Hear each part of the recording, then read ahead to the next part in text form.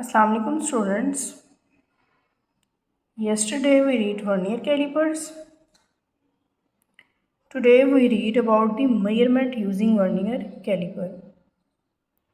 Suppose an object is placed between the two jaws. Position of the vernier and main scale is like this.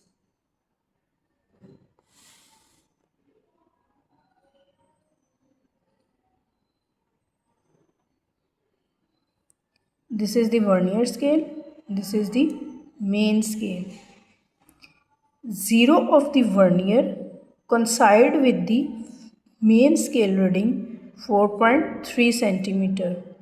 So main scale just in front of the zero of the vernier scale shows 4.3 centimeter. Find the vernier scale marking or division which is in line with any main scale marking. So this will shows the length of object, main scale reading, least count into vernier scale reading. Main scale reading is 4.3 centimeter.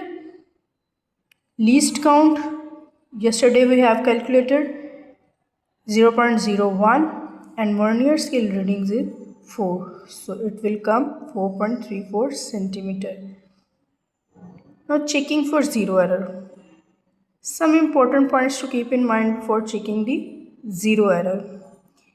If on joining the jaws A and B, joining the jaws of A and B,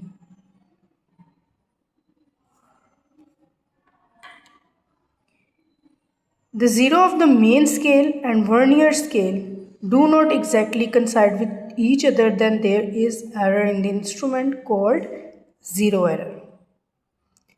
And if zero of the vernier coincide with the zero of the main scale, then there is no zero error. If that not coincides, then there will be zero error. But in this case, there is no zero error because vernier scale 0 is coincide with the main scale. So there is no zero error. But if there is zero error, so how we can calculate that?